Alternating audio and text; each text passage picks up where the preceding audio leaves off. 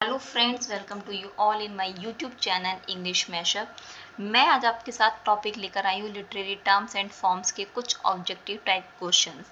मैंने अपनी last videos में आपको लिटरेरी टर्म्स क्या होते हैं उनके कुछ टॉपिक्स को मैंने एक्सप्लेन किया हुआ है। इवन काफ़ी वाइड और लॉन्ग टॉपिक है जिसकी कई सारी वीडियोज़ मैंने आपके लिए बनाई थी और आपको समझाया है। तो आज उससे रिलेटेड मैं कुछ क्वेश्चंस लेकर आई हूँ जो कि लास्ट 10 ईयर्स के एग्जाम्स में ज़्यादातर पूछे गए हैं। सो चलते हैं आज लिटरेरी टर्म्स के कुछ ऑब्जेक्टिव टाइप क्वेश्चंस हम लोग करते हैं। फर्स्ट क्वेश्चन है आपका, comedy of humour is the term applied to the type of comic drama written by John Fletcher and. तो कॉमेडी ऑफ ह्यूमर ये आपको बताना है is a term applied to the type of comic drama. पहले तो comedy of humour है वो किसका टाइप है, आपका कॉमिक ड्रामा का टाइप है, ठीक है। और written by John Fletcher and, तो जॉन फ्लेचर के साथ किसने ये टर्म कॉमेडी ऑफ ह्यूमर को लिखा है। मैं आपको बता दूं कॉमेडी ऑफ ह्यूमर आपका क्या है, जैकोबियन पीरियड से रिलेटेड है। जैकोबियन पीरियड जो है उसमें आपका ये टर्म आई थी और जैकोबियन पीरियड का जो टाइम होता है वो आपका होता है 1603 से 1625, ठीक है। तो जैकोबियन पीरियड का है और ये जो कॉमेडी ऑफ ह्यूमर है ज़्यादा जो उसके प्ले होते थे वो सिटी ड्रामा होते थे, मतलब जिस सिटी में आप रह रहे हो उसी से रिलेटेड आपके ड्रामा होते थे। इसमें बेसिकली थोड़ा सा खून खराबा टाइप के जो प्लेज होते थे वो आपके कॉमेडी ऑफ ह्यूमर में आते थे। तो इसका आंसर आपका आता है, कॉमेडी ऑफ ह्यूमर का क्वेश्चन कई बार आया है, इसका आंसर आपका बेन जॉनसन। नेक्स्ट आपका क्वेश्चन है, कॉमेडी ऑफ इंट्रिग्यू ओरिजिनेटेड इन।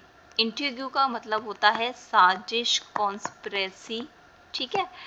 तो ये ओरिजिनेट कहाँ पे हुई थी, ये ओरिजिनेट हुई थी आपकी स्पेन में, ठीक है, स्पेन में। और ये आपका ड्रामेटिक लिटरेचर का पार्ट है, क्योंकि ये क्वेश्चन में पूछे जाते हैं बेसिकली कि ये किसका पार्ट है, कहाँ कौन सी टर्म है, तो ड्रामेटिक लिटरेचर का टर्म है। और शेक्सपियर की कॉमेडी ऑफ एरर, जो शेक्सपियर का प्ले है कॉमेडी ऑफ एरर, वो आपका बेस्ट एग्जाम्पल है ऑफ कॉमेडी ऑफ इंट्रिग्यू यानी साजिश, कॉन्स्पिरेसी, षड्यंत्र, ठीक है। नेक्स्ट आपका क्वेश्चन आता है, comedy of manners was originated in France with. Comedy of manner France में ओरिजिनेट हुई थी, तो कौन से ऐसे प्ले राइटर हैं जिन्होंने कॉमेडी ऑफ मैनर को ओरिजिनेट किया था। ये आपका ड्रामेटिक कॉमेडी का ही टाइप है, ड्रामेटिक कॉमेडी, ठीक है। और ये कौन से पीरियड में है, ये आपका पीरियड आता है रेस्टोरेशन पीरियड। ये आपको क्वेश्चन कई बार आता है कि कॉमेडी ऑफ मैनर कौन से पीरियड का है, और इसका जो टाइम है वो 1660 से आपका 1700 है। 1710 भी है बट 1660 से आपका 1700 का जो टाइम है वो आपका रेस्टोरेशन पीरियड का टाइम होता है। और वो कॉमेडी ऑफ मैनर उसी पीरियड में आपके ओरिजिनेट हुए थे विद द आपका ये फ्रेंच प्ले राइटर है आपका मोलायर, ठीक है।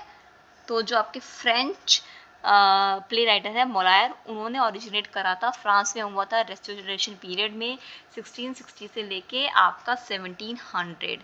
तो और कॉमेडी ऑफ मैनर बेसिकली कौन से प्ले होते थे, वो प्ले होते थे जिसमें आपके क्वेश्चंस और कमेंट्स होते थे upon the manner and social convention, ठीक है, of a sophisticated and artificial society. तो सोसाइटी के ऊपर जो आपके एरिस्टोक्रेटिक लोग होते थे, हाई क्लास वाले लोग होते थे, रिच होते थे, उनके मैनर्स और उन पर बेसिकली कमेंट्स होते थे, ठीक है। तो ये आपका आता है कॉमेडी ऑफ मैनर। नेक्स्ट आपका क्वेश्चन है, who said correction of social absurdities must at all times be the matter of true comedy। तो absurdities का मतलब आपका हो जाता है फुलिशनेस, मतलब बेकार बेकार की बातें, तो ये आपका आ जाता है फुलिशनेस में, ठीक है। तो ये आपको बताना है कि ये किसने कहा था कि उस टाइम पे जो बेकार की बातें होती थी, it's time to be the matter of true comedy, मतलब कॉमेडी का ही पार्ट था, ठीक है। तो ये भी आपका रेस्टोरेशन पीरियड में ही आया था। और इसका आंसर अभी आपको जो मैंने बताया कि कॉमेडी के ऊपर जो कमेंट्स लोगों के क्वेश्चंस होते थे, तो इसका आंसर आपका बन जाता है मोलायर, जो मैंने आपको भी बताया कि वो कॉमेडी ऑफ मैनर भी उन्होंने ओरिजिनेट करी थी, रेस्टोरेशन पीरियड के वो हैं, ठीक है।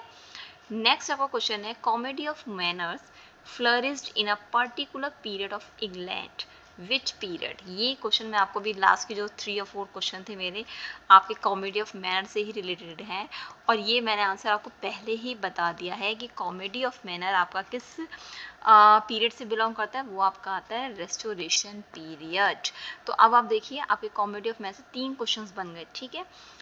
किस पीरियड में होता है, कहाँ से किसने ओरिजिनेट करा, और ये बात किसने कही, ठीक है। तो इस तरह के क्वेश्चंस आपके एग्जाम से ज़्यादातर पूछे गए हैं। नेक्स्ट आपका आता है अ फैंसीफुल इमेज और स्टार्टलिंग कंपैरिजन इज नोन। तो फैंसीफुल इमेज क्या होती है, जिसमें आपका जो अपीयरेंस होता है वो फैंसी होता है, मतलब कि, और स्टार्टलिंग मतलब होता है वेरी सरप्राइजिंग। किसी का बिहेवियर होता है, हम बहुत ज़्यादा उससे हैरान हो जाते हैं उसके बिहेवियर को लेके। किसी की अपीयरेंस ऐसा होता है, जैसे तो ना अपने आप को जो होता है वैसा होता नहीं, लेकिन अपीयरेंस ऐसा दिखाते हैं। तो ये आपका आंसर बन जाता है, इसका आंसर बन जाता है आपका कंसाइट। आंसर आपका बन जाता है यहाँ पे कंसाइट। कंसाइट का मतलब यहाँ पे आपका होता है अहंकार, गर्व, प्राउड। ये जो आपका होता है वो मतलब होता है कंसाइट। नेक्स्ट आपका है the struggle between two character or two forces is known as. ये तो बहुत सिंपल है, जब दो कैरेक्टर के बीच में कॉन्फ्लिक्ट चलता है ना, बोलते हैं, तो ये आपका आंसर हो जाता है कॉन्फ्लिक्ट, संघर्ष। स्ट्रगल, स्ट्रगल का दूसरा पार्ट है कॉन्फ्लिक्ट।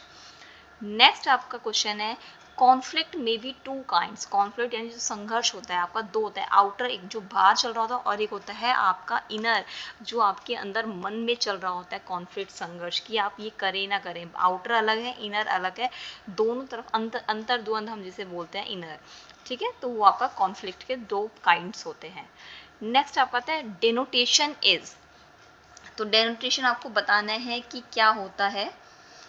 डेनोटेशन का मतलब बेसिकली हो जाता है आपका क्लू देना, सिंगल क्लू, थोड़ा सा हिंट, ठीक है, वो आपका हो जाता है डेनोटेशन। इसका मतलब बताना है accepted meaning of the word, non accepted meaning of the word, conclusion and none of these. तो इसका आंसर आपको बेसिकली जब हम किसी को क्लू हिंट देते हैं तो इसका आंसर आपका बन जाता है accepted meaning of the word, यानी कि अर्थ, अनुवाद। डेनोटेशन का मतलब हो गया कि अर्थ हम समझा रहे हैं, अनुवाद कर रहे हैं, तो आपका यानी मीनिंग समझ में आ गया उस वर्ड का। Next question is the implication of something more than an, यानी कि इम्प्लीकेशन। तो आपको इसका आंसर बताना है। इसका आंसर आपका बन जाता है कैनोटेशन, मतलब the implication of something more than as the accepted, मतलब जो एक्सेप्टेड मीनिंग होता है उससे कहीं ज़्यादा।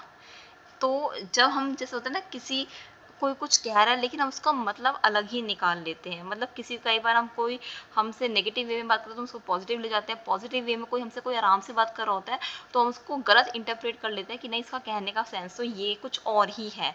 तो मतलब क्या इम्प्लीमेंट कर लिया हमने कि something more then is accepted, मतलब जो मीनिंग है जो वो कह रहा है हमने उससे कहीं ज़्यादा ही समझ लिया, जबकि इतना ऐसा कुछ था नहीं लेकिन हमने कुछ ज़्यादा ही उसको समझ लिया, तो वो आपका हो जाता है कैनोटेशन, ठीक है। नेक्स्ट आपका क्वेश्चन आता है an unexpected and sensational turn in a play is known as, यानी कि जब एक आपका टर्न, एक कहते हैं ना कि ट्विस्ट आया अब स्टोरी में, मूवी में, तो उस जो प्ले में जो टर्न होते हैं जो अनएक्सपेक्टेड होते हैं, हमें यकीन नहीं होता, उसको हम क्या बोलते हैं। तो उसको हम बोलते हैं कॉप दी थिएटर।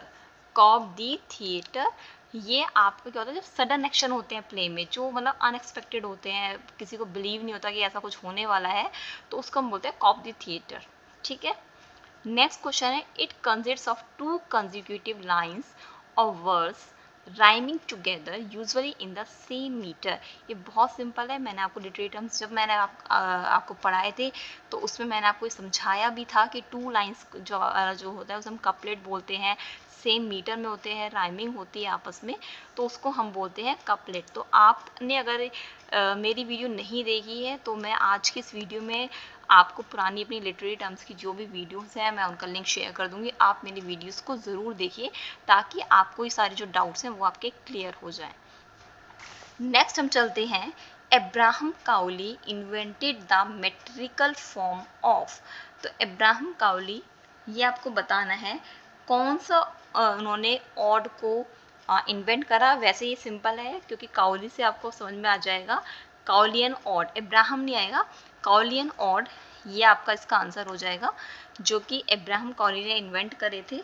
ठीक है, ये बेसिकली क्या होता है, इर्रेगुलर ओड, हमने बताइए इर्रेगुलर होते हैं, तो काउली एंड ऑड क्या होता है, इर्रेगुलर ओड है। ठीक है, और इसमें नंबर ऑफ स्टैंजा मतलब काफ़ी लेंदी है, नंबर ऑफ स्टैंजा है, लेकिन इरेगुलर है, अनलाइक है, सेम नहीं है। ठीक है, तो वो आपकी कहते हैं हम काउलिन ऑड। एक आपका यहाँ पे लिखा है हॉरिशन ऑड, मैंने आपको समझाया हुआ है।